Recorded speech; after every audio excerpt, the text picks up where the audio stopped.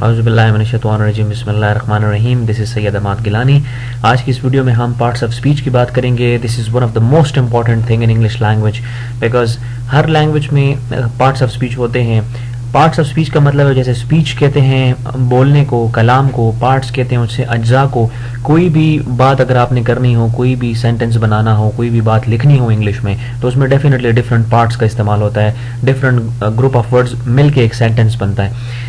तो जो स्पीच है, जब हम बोलते हैं तो बोलने में हम जब भी कोई ना कोई जुमला बोलते हैं उसके अंदर मुख्तलिफ ऐसे पार्ट्स होते हैं कि जो डिफरेंट कैटेगरी से बिलोंग करते हैं, और वही सारे मिल के एक प्रॉपर और एक करेक्ट ग्रामेटिकल स्ट्रक्चर सेंटेंस जो है वो बनता है। तो अगर पार्ट्स ऑफ स्पीच आपको आते होंगे सही से, तो कोई भी सेंटेंस बनाना और आगे की जितनी एक्सरसाइज आती हैं ग्रामर की, उनको समझना आपके लिए आसान हो जाएगा। पार्ट्स ऑफ स्पीच बहुत इंपॉर्टेंट है, तो शुरू करते हैं।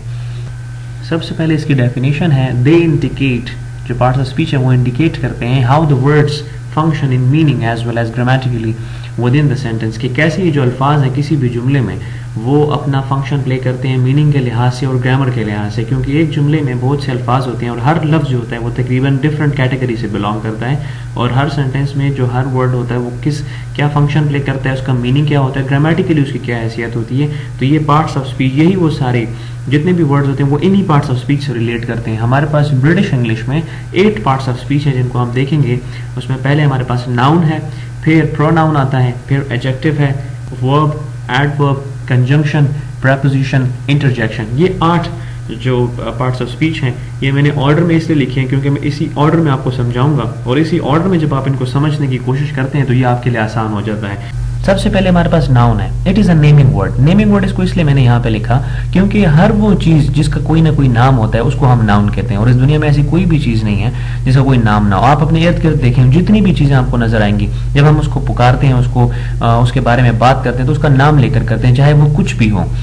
तो ऐसी चीज, ऐसा ऑब्जेक्ट जिसका कोई ना कोई नाम हो, उसको नाउन कहते हैं। तो दुनिया में ऐसा कोई भी ऑब्जेक्ट नहीं होगा, दुनिया में ऐसी कोई भी चीज नहीं है जिसको हमने कोई नाम ना दिया हो। तो इस अगर हम ऐसे कहें कि हर चीज दुनिया की, everything in the world is a noun, तो गलत नहीं होगा। A word which is used to identify any of a class of people, चाहे वो लोगों की किसी क्लास को रिप्रेजेंट करे, प्लेसेस, चाहे वो कोई जगह हो, थिंग्स, चाहे वो कोई भी चीज हो, a name of any person, place और थिंग। ये तो बहुत ही सिंपल डेफिनेशन है, बार बार हम इसको सुनते आए हैं। ये नीचे जो एग्जांपल आपके सामने है, एक गाड़ी है, car, it is also a noun. Apple is also a noun. ये जो लंदन है, it is also a noun. London bridge आपको नजर आ रहा है, लंदन सिटी है, ये भी नाउन है। तो noun is very much clear और noun is very much easy. I hope आपको ये नाउन समझ आ गया होगा। सेकंड है प्रोनाउन।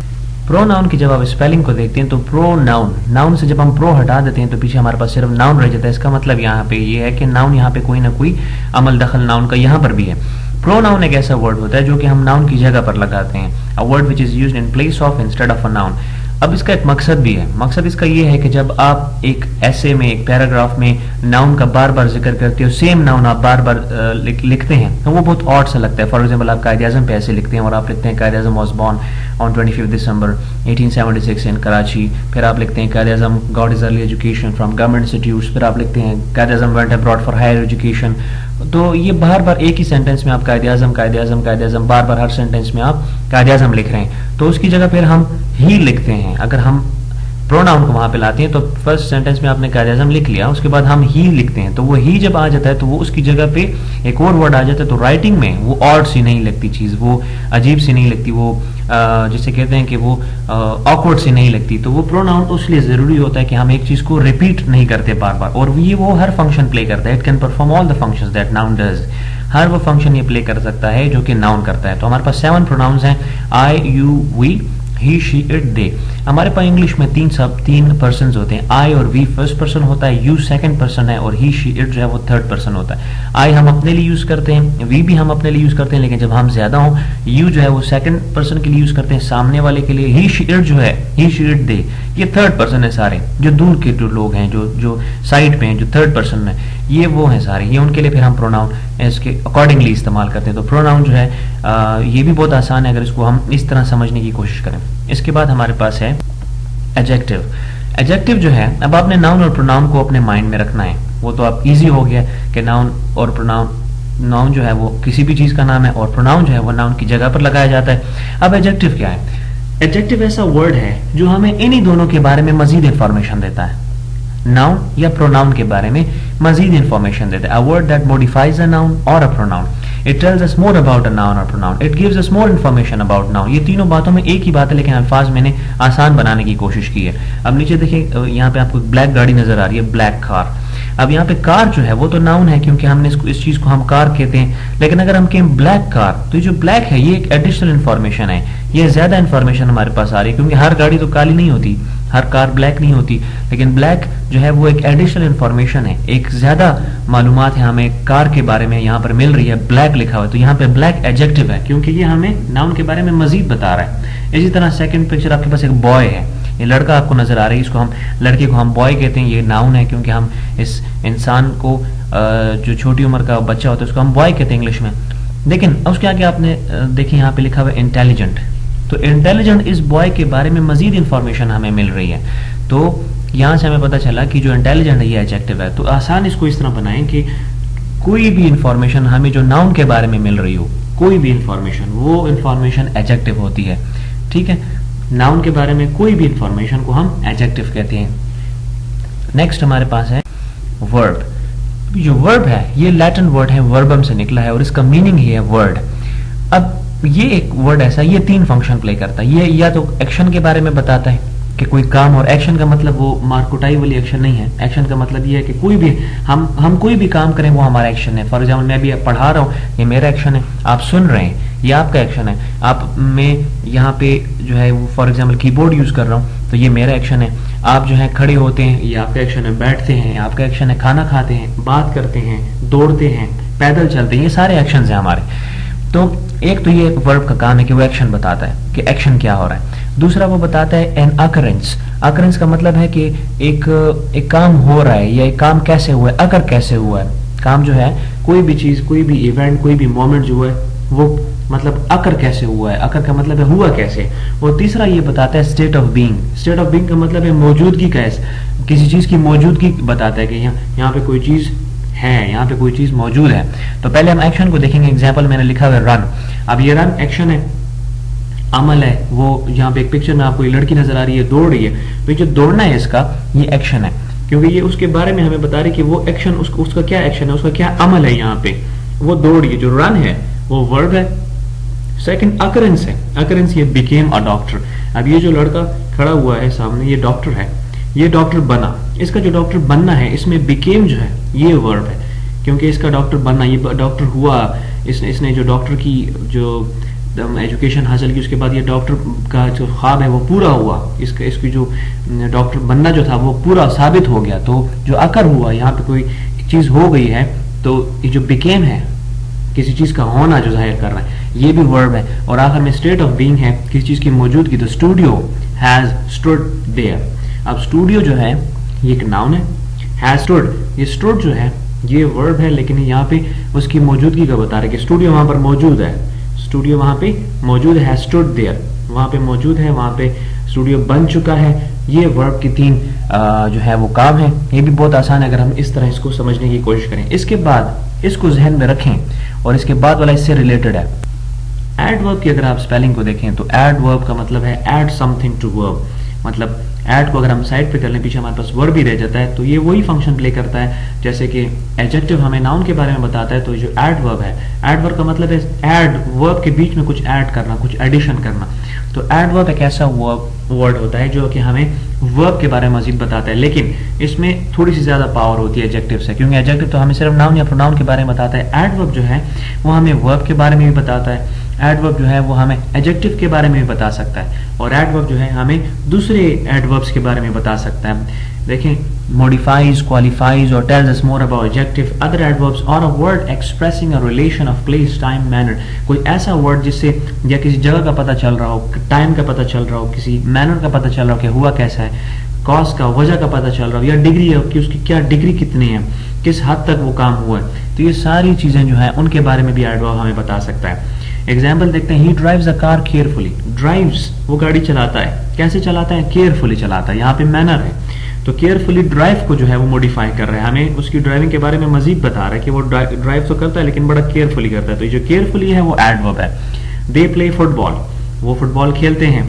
स्किलफुली, कैसे खेलते हैं, महारत के साथ खेलते हैं। जो स्किलफुली है वो यहाँ पे एडवर्ब है। Ahmad is walking very quickly. अब यहाँ पे देखिए क्विकली एडवर्ब है, लेकिन मैंने अंडरलाइन वेरी को किया हुआ है। क्विकली ऑलरेडी एक एडवर्ब है, वेरी जो है वो पहले से एक एडवर्ब को जो कि क्विकली है उसके बारे में हमें मजीद बता रहा है, उसको मॉडिफाई कर रहा है पहले से जो ऑलरेडी क्विकली है, लेकिन ये उसके बारे में ज्यादा बता रहा है कि वेरी क्विकली। तो यहाँ पे वेरी जो है वो एडवर्ब है। This place is strangely quite. अब यहाँ पे मैंने क्वाइट को अंडरलाइन किया। क्वाइट असल में एडजेक्टिव है, लेकिन जो स्ट्रेंजली है क्वाइट को एड वो कर रहा है, मॉडिफाई कर रहा है, हमें एडजेक्टिव के बारे में मजीद बता रहा है कि स्ट्रेंजली क्वाइट, कि कैसा क्वाइट है कि स्ट्रेंजली क्वाइट है, बहुत अजीब व गरीब तरीके से खामोशी है यहाँ पे। तो ये उसके बारे में मजीद बता रहा है। तो ये एडवर्ब के 3 फंक्शंस हैं। इसके बाद हम कंजंक्शन। कंजंक्शन को आपने माइंड में ऐसे रखना है कि ये कंजंक्शन नहीं लिखा हुआ, ये कनेक्शन लिखा हुआ है, क्योंकि कंजंक्शन का मतलब है कनेक्ट करना। अ वर्ड एक ऐसा वर्ड जो कि कनेक्ट करता है क्लॉजेस को, सेंटेंसेस को, या एक ही सेम क्लॉज के अंदर कोऑर्डिनेशन लेके आता है। ये 2 अल्फाजों को भी कनेक्ट कर सकता है, 2 फ्रेजेस को भी कनेक्ट कर सकता है, 2 क्लॉजेस को भी कनेक्ट कर सकता है, 2 जुमलों को भी कनेक्ट कर सकता है। इसका काम सिर्फ कनेक्ट करना है, सिर्फ जोड़ना है, सिर्फ मिलाना है। एग्जाम्पल देखिए, I try to hit the ball but hit my thumb instead. मैंने कोशिश की कि मैं बॉल को मार सकूं, लेकिन उसने अपने अंगूठे को ही मार दिया। तो ये यहाँ पे बट जो आ रहा है ये इस दोनों क्लॉजेस को आपस में मिला रहा है। I have 2 dogs and a cat. And a cat में जो एंड है ये इस दोनों को आपस में मिला रहा है। अहमद, अली 2 अलग अलग नाम है, लेकिन हमने एंड लगा दिया तो ये 2 नामों को आपस में मिला रहा है, 2 वर्ड्स को आपस में मिला रहा है। यू कैन हैव आइसक्रीम और chocolate. You can have ice cream और चॉकलेट। जो और है ये चॉकलेट को इस पूरे क्लॉज के साथ मिला रहा है। तो कंजंक्शन का काम सिर्फ मिलाना है, इसका काम सिर्फ और सिर्फ कनेक्ट करना है। प्रेपोजिशन। प्रेपोजिशन पे एक डिटेल वीडियो मैं ऑलरेडी अपलोड कर चुका हूँ अपने चैनल पे। इस पे प्रेपोजिशन सारी पिक्चर्स से मैंने बताने की कोशिश की। बहुत ही डिटेल वीडियो है, अगर क्योंकि प्रेपोजिशन में इसलिए अलग से वीडियो बनाई है क्योंकि बहुत ज़्यादा कॉम्प्लिकेटेड हो जाता है, कभी कभी बहुत डिफिकल्ट हो जाता है। तो वो वीडियो अगर आप देखें तो प्रेपोजिशन आपके लिए बहुत ही क्लियर हो जाएगा। यहाँ तो मैं ब्रीफ से बता रहा हूँ कि होता क्या है, फिर भी पूरी कोशिश करूंगा कि आपको समझ आ जाए। एक ऐसा वर्ड होता है प्रेपोजिशन जो कि हमें नाउन और प्रोनाउन के बीच का रिलेशन बताता है। ये बहुत ही आसान डेफिनेशन में लिखी है।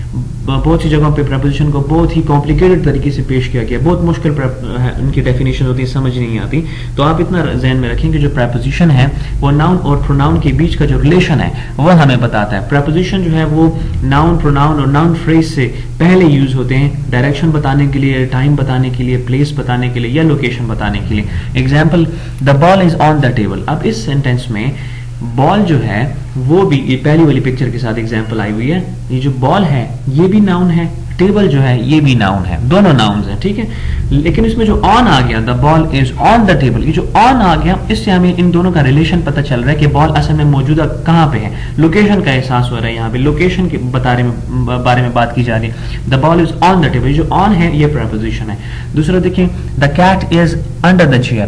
कैट भी नाउन है, चेयर भी नाउन है। जो अंडर है वो उसकी प्लेस हमें बता रही है कि वो प्लेस कहाँ पे है, वो लोकेशन कहाँ पे है। तो कैट भी नाउन है, चेयर भी नाउन है, इन दोनों के बीच में रिलेशन जो बता रहे हैं वो अंडर है, कि जो कैट है, जो बिल्ली है, वो कुर्सी के नीचे है।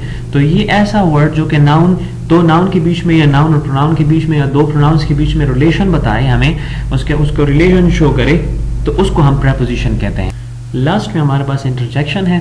इसको थोड़ा सा आसान ऐसे हम बनाएंगे कि जब आप बहुत ज़्यादा खुश होते हैं, अचानक से आपको खुशी की खबर मिलती है, तो उस वक्त जो फौरी तौर पे आपके मुंह से कोई एक्सप्रेशंस निकलते हैं आवाज़ की सूरत में, और या फिर आप अचानक से कोई बुरी खबर सुन लें तो उस वक्त आपके मुंह से जो एक्सप्रेशंस या जो वर्ड्स या जो साउंड निकलता है, और क्योंकि वो बहुत सडनली होता है, तो उसको कहते हैं इंटरजेक्शन। अब यहाँ पे 2 एग्जांपल्स हमारे सामने हैं। Hurrah, we have won the match. ये जो लड़के सामने मैच बैठ के देख रहे हैं और ये अचानक से खुशी का इजहार कर रहे हैं कि वो मैच जीत चुके हैं, तो ये जो उस वक्त की अचानक अब मैच लगा हुआ है और मैच खत्म होने वाला है और आखिरी शॉट है, तो जैसे ही आखिरी शॉट होती है तो हर कोई, वो जब मैच जो जीतने वाली टीम होती है वो हर कोई बहुत ज़्यादा खुशियाँ एकदम से वो खड़े होते हैं, चीखते हैं, आवाज़ें निकालते हैं। वो जो चीज़ है उसको इंटरजेक्शन असल में कहते हैं। और नीचे छोटा सा छोटी सी मैंने पिक्चर दी हुई है जिसमें एक बच्ची बैठी हुई है उदास सी, और उसके सामने अब यहाँ पे अचानक से अगर आपको मालूम हो कि आपका मोबाइल जो है या सेलफोन है वो खो गया है, वो गुम गया है, तो उस वक्त जो अचानक से